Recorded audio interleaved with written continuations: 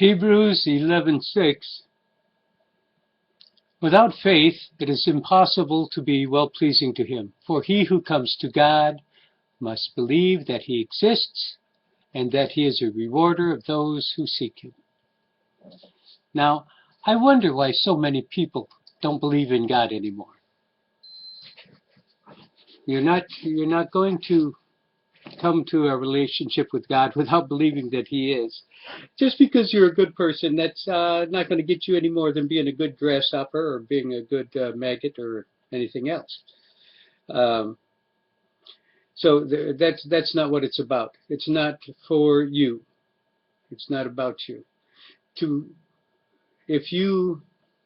I'm already getting off track of the subject. The subject is you have to believe that God is.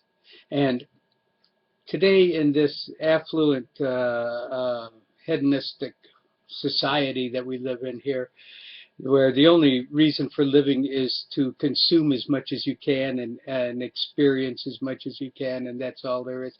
It kind of turns my stomach to even think of people who live like that. But anyway, I know that that's the vast majority of all mankind that I know of here in the United States. So why don't they believe that God is? I'll tell you. It's because all your priests, preachers, witch doctors, voodoo, whoever, all the people that are talking about God are just talking about the traditions of men. They're talking about what they would like to be God. Mankind, the heart of man is deceitful above all things and desperately wicked. And the heart of man tells man to believe lies instead of truth. Truth is difficult for us to accept because truth is not always pleasing to us. And because we are such selfish creatures, we choose to believe the things that please us. So, to believe that God is. Now, I said in a previous video that, there's some people who think that, well, I'll believe in what I see, And I mentioned how there's all these different forces that are going on constantly that everybody believes in. They're taught by the idiots and the idiotic teachers and the professors and everything in the schools and universities. And so that's accepted. But anything that okay, now I want to get back on this same subject. I'm thinking, okay, now all these priests, preachers, and so forth, whatever they're called, they promote the traditions of men, and the traditions of men are what men like to believe. They gather people to them with itching ears to hear what they want to hear. Like you get a preacher preaching stuff. Hey, I can make you well. I can give you this. You can be rich. You can do all these. Oh, that guy's going to make money. That's here. Look at a rich preacher there, right? Anyway, and so that's the kind of religion that exists because your preachers are animals, human animals, selfish, greedy, arrogant animals, and so they preach to people the things that the people want to hear. Now that has nothing at all to do with truth. And God is a God of truth.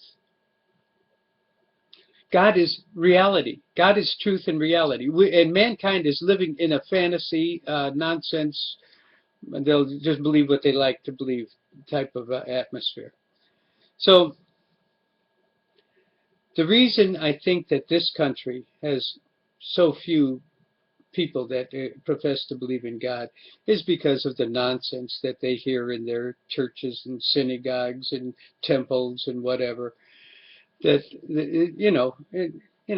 a rational person doesn't believe, and you don't find many rational people. Now that's a tiny right there. I've eliminated the vast majority of all mankind because the vast majority of all mankind is not rational. They get trained from early on to never use their mind to weigh the evidence and come to a conclusion and a rational thought.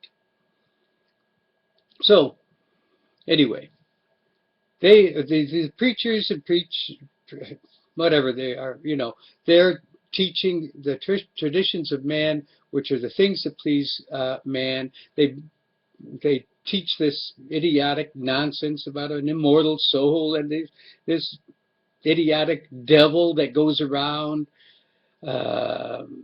torturing and tempting and all this stuff. That has nothing to do with the teaching of the Bible.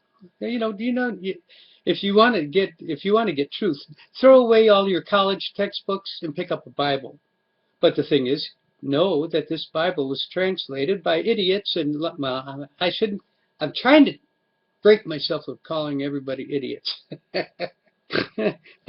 Anyway, all these arrogant, foolish professors and stuff. Yeah.